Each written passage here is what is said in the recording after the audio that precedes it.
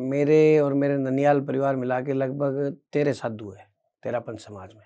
अच्छा। मेरी रियल बुआ दीक्षा में है। मेरे रियल नाना जी दीक्षा में थे। नाना जी के भाई दीक्षा में थे, वो एक्सपायर हो गए।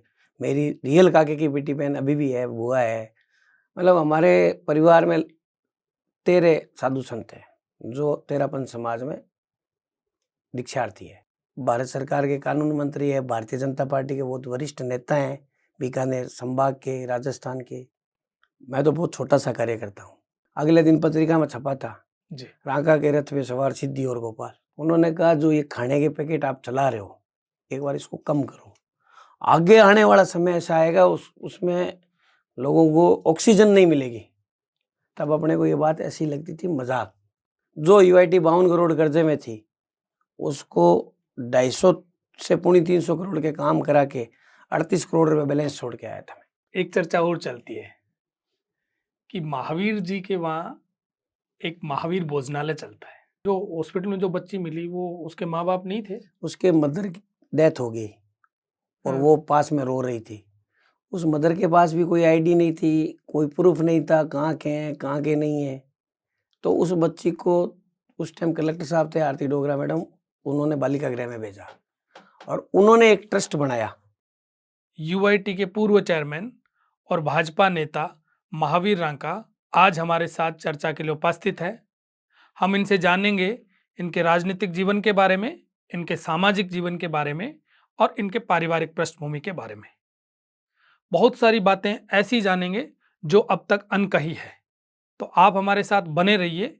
नमस्कार, मैं ब्रिजमोहन रामावत, आप देख रहे हैं टॉक विद बीएमआर।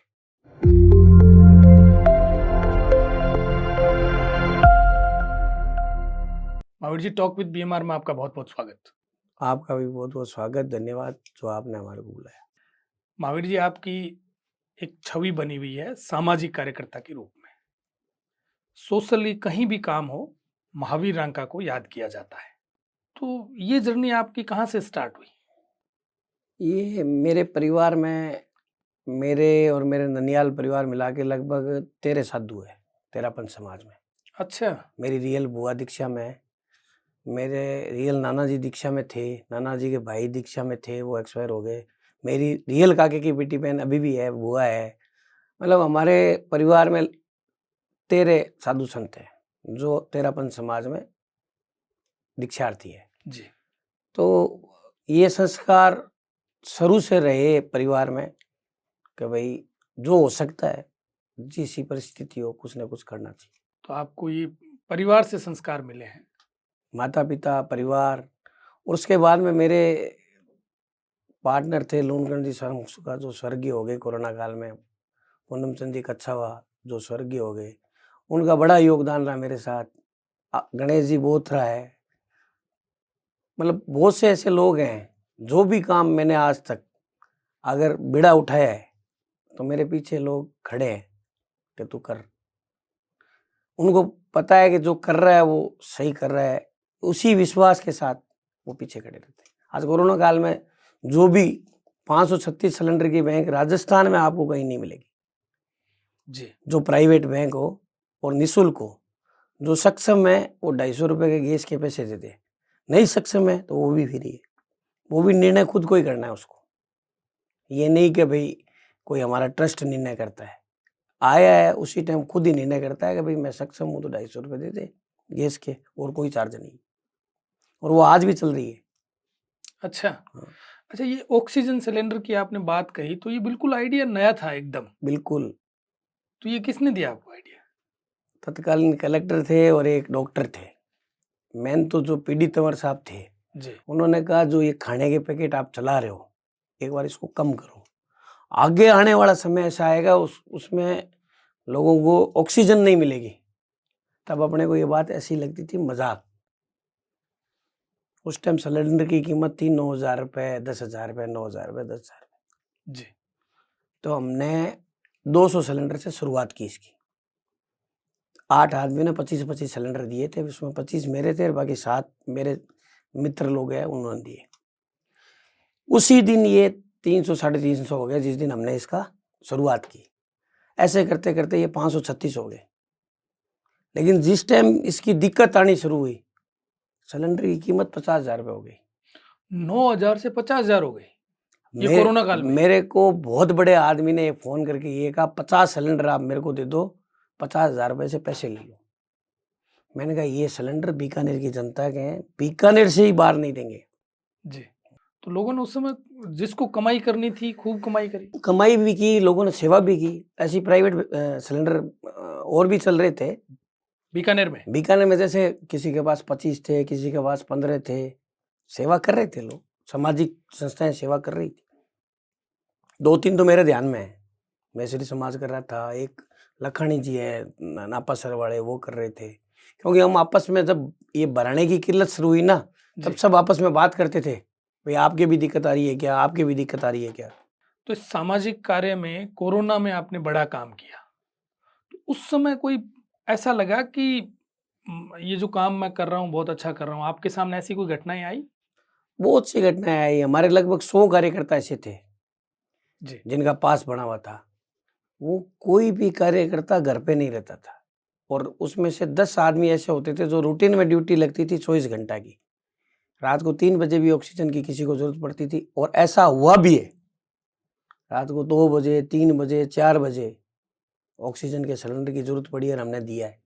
ऐसे सैकड़ों उदाहरण होंगे। ये उनकी ड्यूटी लगी हुई थी सबकी। बिल्कुल टोल फ्री नंबर जारी कर रखा था। इस नंबर पे फोन जिसकी ड्यूटी है वही उठाएगा और वो सिलेंडर देगा।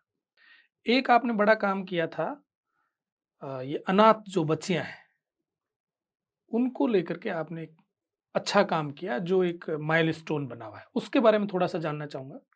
वो यहाँ उस टाइम तत्कालीन कलेक्टर थे आरती डोगरा। जी। एक बच्ची कोई अस्पताल में मिली थी। उन्होंने मेरे को बुला के ये कहा कि भाई इस बच्ची को पढ़ाना है। उस बच्ची से उसकी शुरुआत हुई, और वो आज बिल्डिंग भी है उनकी, खाना रहना पढ़ना सब सुव्यवस्थित चल रहा है। जो भी आती है और गोद चली जाती है, जो नहीं गई है वो है, या और नहीं आते रहते हैं तो वो है। जो हॉस्पिटल में जो बच्ची मिली वो उसके माँ बाप नहीं थे? उसके मदर की डेथ हो गई, और वो पास में रो रही थी। उस मदर के पास भी कोई आईडी नहीं थी, कोई प्रूफ नहीं था कहाँ के हैं कहाँ के नहीं है। तो उस बच्ची को उस टाइम कलेक्टर साहब थे आरती डोगरा मैडम, उन्होंने बालिका गृह में भेजा, और उन्होंने एक ट्रस्ट बनाया जी। कि भाई ये ऐसा जो भी बच्चियां मिल रही है, तो जब तक वो गोद नहीं जाए तब तक वो पढ़नी चाहिए, उनकी खाने की व्यवस्था अच्छी होनी चाहिए। धीरे धीरे करके उनकी बिल्डिंग बन गई, धीरे धीरे सब अच्छा चल रहा ये है। बिल्डिंग किसने, सरकार ने बनाई? नहीं नहीं, हमारे मस्त मंडल सेवा संस्थान द्वारा वो बिल्डिंग बनाएगी। अच्छा, तो उसकी देख रेख देख रेख हम ही कर रहे हैं अभी भी? हाँ, लेकिन वो सरकार को हैंड ओवर कर दी। जी। राजनीतिक जीवन के सफर की शुरुआत कहाँ से हुई आपकी? गोपाल जी गहलोत ने एक पार्षद का चुनाव लड़ा था। उस टाइम वो वार्ड 20 होता था हमारी एरिया बड़ा। गंगा शहर का। हाँ, आज वो 28 नंबर है, जी। उस टाइम वो 20 नंबर होता था। तो उनके समाज के वोट 7 या 8 थे सिर्फ, मालियों के। हाँ, और बहुत अच्छे वोटों से उनको जिताया। उस टाइम उनके साथ लगे थे राजनीति में, वही लेके आए थे हमारे को, और जब से लगातार चल रहे हो उनके साथ। जब वो जिलाध्यक्ष थे तो आप कोषाध्यक्ष थे? हाँ, नहीं वो जिलाध्यक्ष थे तब मैं व्यापार प्रकोष्ठ का अध्यक्ष था बीकानेर अच्छा। का। कोषाध्यक्ष रहा मैं नंद किशोर जी सोलंकी और शशि जी शर्मा के साथ 7 साल। और फिर ये यात्रा चल पड़ी और आप यूआईटी के चेयरमैन बने। 2016 में यूआईटी का चेयरमैन बना। यूआईटी के चेयरमैन रहते हुए आपने स्पेशल कोई काम किए हैं?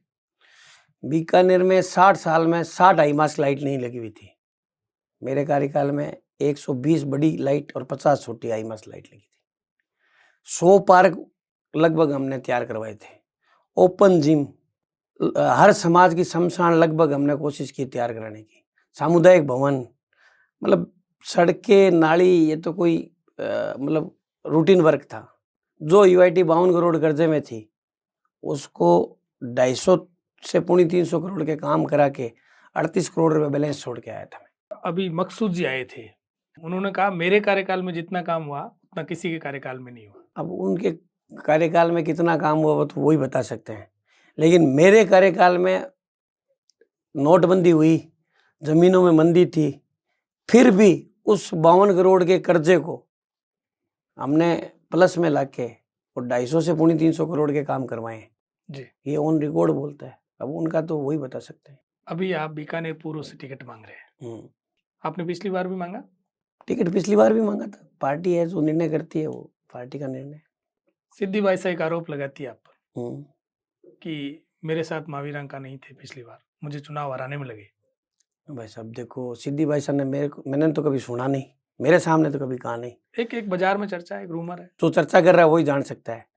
मैंने तो तन मन और धन से जो एक रैली निकाली थी 4 तारीख को, वो सिद्धि भाई साहब और गोपाल जोशी दोनों मेरे इर्द गिर्द थे। और आपने देखा भी होगा, अगले दिन पत्रिका में छपा था, जी। रांका के रथ पे सवार सिद्धि और गोपाल।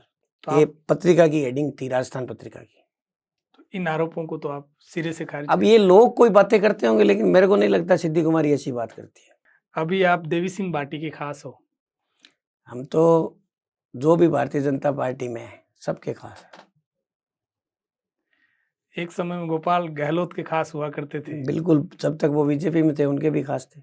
तो आप बीजेपी के कार्यकर्ता हैं। बिल्कुल, आप देख लो, हमने कभी बीजेपी के विपरीत इस 25 साल में जब से जुड़े हैं कभी भी कोई कार्य किया हो तो आप देखें। आपकी इस पॉलिटिकल लाइफ में ऐसा आपने कोई काम किया हो जो वास्तव में आपको यूं लगता हो? मेरे को ये लगता है कि मैंने मेरे कार्यकाल में 30 साल से जिनको पट्टे नहीं मिले थे, उन 250 आदमियों को मैंने पट्टे दिए थे लॉटरी निकाल के। जी। तो जो संतुष्टि उस दिन मेरे को हुई थी, जिस आदमी ने 30 साल पहले पैसे जमा कराए यूआईटी में, प्लॉट खरीदा, उसकी क्या गलती थी? उसको आपने पट्टा दिया? 250 आदमियों को पट्टे दिए लॉटरी निकाल के।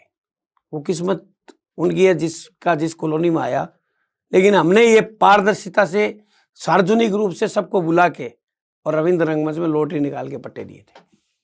अच्छा, उनको प्लॉट क्यों नहीं मिला, कारण क्या था? अब उसमें हर प्लॉट के पीछे अलग अलग कारण थे, कहीं कब्जे हो गए, कहीं ओवरलैप हो गए, लेकिन उनको आज इतने साल नहीं लगने चाहिए थे। अच्छा, उनको पोजीशन नहीं मिला, प्लॉट नहीं मिला, कागज पैसे जमा करा लिए, कागज लिए घूम रहे थे वो। हाँ और आपने उन 250 लोगों को पोजीशन दिलाया? बिल्कुल, पट्टा भी दिया और पोजीशन भी दिलाया। तो उनमें से तो बहुत सारे लोग आपके पास आए होंगे बाद में? उनमें से 2-3 तो लगभग 80 साल की एक लेडी थी, उनके तो पट्टा हाथ में लेते ऐसे आंखों में आंसू आने लग गए। उनको उम्मीद नहीं थी कि हम जिएंगे जब तक हमारे को पट्टा मिलेगा। तो ऐसी दुआएं खूब है आप पर। राजनीति जीवन है और सामाजिक जीवन है, इसमें सब चीजें होती है। प्रयास करना चाहिए कि आदमी को अच्छा करे, बाकी तो ऊपर वाला करता है। महावीर जी, मैं आपके बचपन पर आऊंगा। बचपन कैसा बीता आपका? बचपन बहुत कठिनाई में बीता। मेरे फादर दुकान करते थे छोटी सी, उसके बाद में सर्विस करते थे, लेकिन भगवान ने सुनी और एक अच्छी लैंड मिली हमारे को, उससे प्रोग्रेस हो गई। आपकी पढ़ाई कहाँ तक हुई? 10th। फिर छोड़ दी? मतलब पारिवारिक परिस्थितियां कुछ ऐसी थी या पढ़ने का मन नहीं था?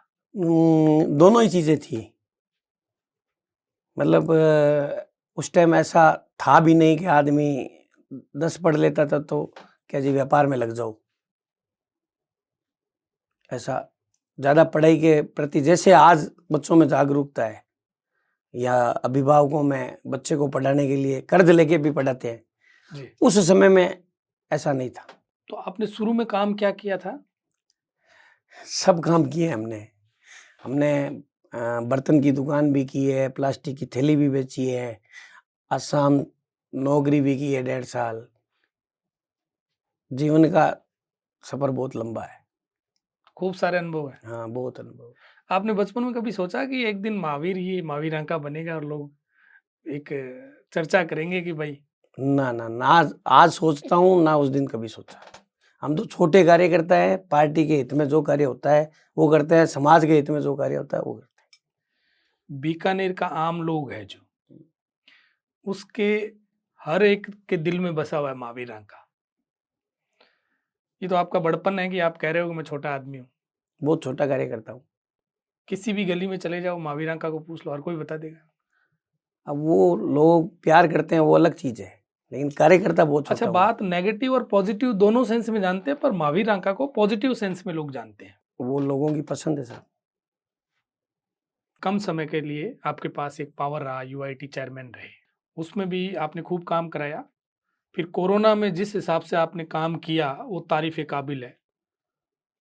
आपको भगवान ने एमएलए बना दिया, विधायक बना दिया। ये सब पार्टी का निर्णय है, व्यक्ति का निर्णय नहीं होता। हमारी पार्टी में ये सिस्टम है कि स्रोत जो निर्णय करते हैं वही निर्णय है। नहीं, वो ठीक वो है। बाद की बातें बना देंगे, क्या होगा क्या नहीं होगा। हम आज की बात कर सकते हैं कि हम छोटे कार्यकर्ता हैं और पार्टी के हित के लिए कार्य करते नहीं, ऐसा फिर भी आप बीकानेर पूर्व से टिकट मांग रहे हैं, कुछ तो सोचा होगा कि मेरे पास यदि पावर आ गया तो मैं ये हैं। काम मैं करूंगा। यूआईटी चेयरमैन रहा, मैंने यूआईटी का पानी नहीं पिया। जब 52 करोड़ कर्जे में यूआईटी थी तो प्रण लेके बैठा था कि जब तक कर्ज मुक्त नहीं होगी तब तक कोई मानदेय या गाड़ी या पीए या कुछ भी।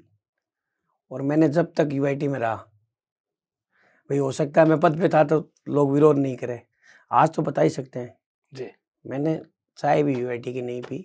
अगर यूआईटी में चाय पी है तो मेरी पैसे से पी। एक चर्चा और चलती है कि महावीर जी के वहाँ एक महावीर भोजनालय चलता है। कभी भी कोई आदमी जाओ, जिसको जो खाना है वो खाओ, और हमेशा दरवाजे खुले रहते हैं।